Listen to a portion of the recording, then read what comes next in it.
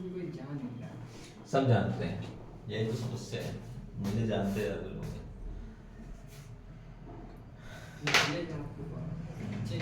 Hello students, हम लोगों के सामने पॉलिनोमियल चैप्टर क्लास 10th का एक बहुत इंपॉर्टेंट क्वेश्चन है, जिसमें दिया गया है find the zeros of the polynomials 2x square plus 5x minus 12 and verify the relationship between its zeros and coefficients। इसका मतलब है कि एक पॉलिनोमियल है, पहले तो उसका आप फैक्टर करके उसका आंसर निकालिए, x की वैल्यू निकालिए, और फिर उनके x की जो दो वैल्यू आएगी उनके कोफिशिएंट से उसको वेरीफाई भी करना है रिलेशनशिप। ये मोस्ट इंपॉर्टेंट क्वेश्चन है, सीबीएसई, आईएससी, आईसीएससी सभी बोर्डों में आता है, यूपी बोर्ड में भी आता है, एनसीईआरटी बेस्ड। यहाँ पर कुछ पॉलिनोमियल से रिलेट करते हुए, क्वाड्रेटिक इक्वेशन से रिलेट करते हुए हम लोगों के सामने फॉर्मूले हैं, क्लास 10 से रिलेटेड 11-12 में भी यूज होते हैं। पहली बात तो ये है कि अगर कोई क्वाड्रेटिक इक्वेशन होगी तो उसका फैक्टर होता है, अगर फैक्टर नहीं होता है तो श्रीधराचार्य मेथड लगता है, ठीक है। इसके बाद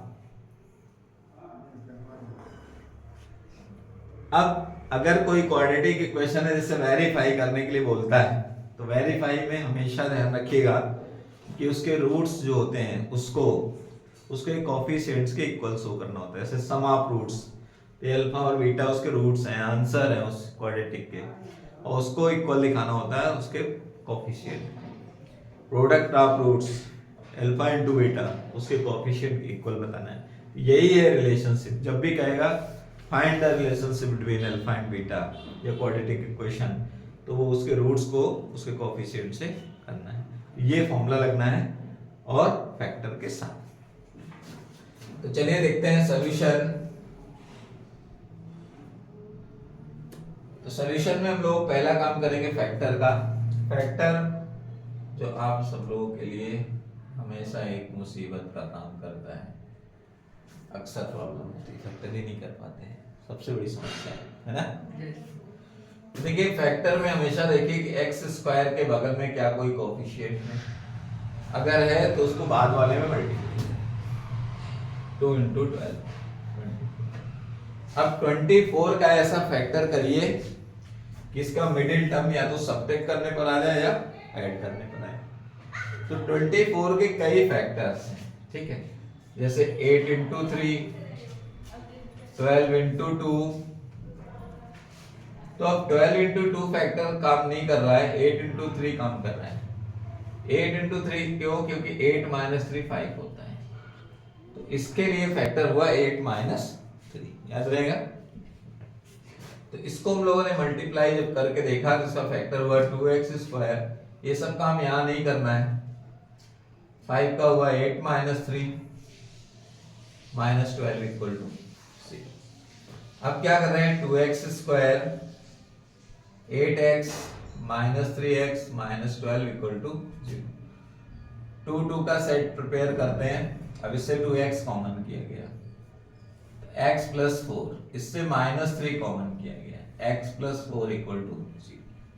इससे x + 4 बाहर आया और 2x - 3 = 0। अब इन दोनों को 0 के इक्वल ले गया, x की एक वैल्यू आ गई -4, इसको हम लोग अल्फा बोलते हैं, ठीक है। दूसरी वैल्यू है 2x - 3 = 0, इसी को जीरोज कहा जाता है।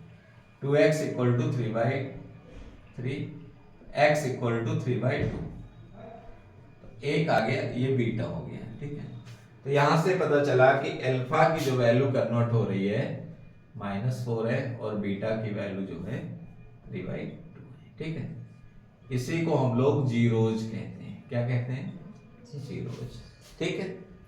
अब इसको वेरीफाई करना है, तो वेरीफाई में क्या हो गया कि जब वेरीफाई करेंगे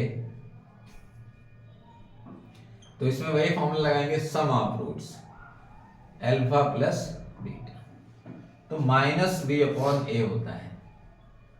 तो प्रेजेंट टाइम में अगर आप देखें तो इसकी कंपेयरिंग कराएं ax² bx + c = 0 से, तो a की वैल्यू 2 है, बी की वैल्यू 5 है, सी की वैल्यू -12 है।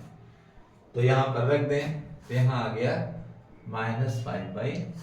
अब अल्फा और बीटा की वैल्यू भी लेके आए, अल्फा -4 है प्लस बीटा 3/2, इक्वल लाना है दोनों साइड। इसका एलसीएम लिया 2 4 8 plus 3/2,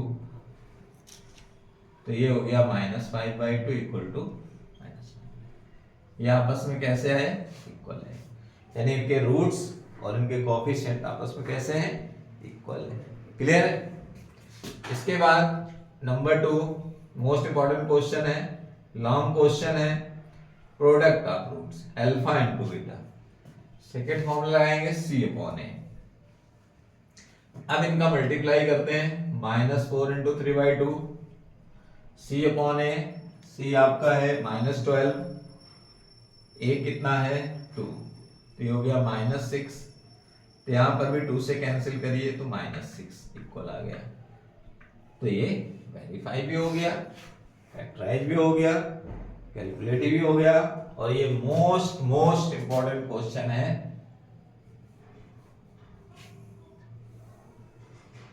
class 10th board exam. ठीक है, यानी एक क्वेश्चन इसका फिक्स पेपर में आना तय है, 100% आता है। क्लियर है?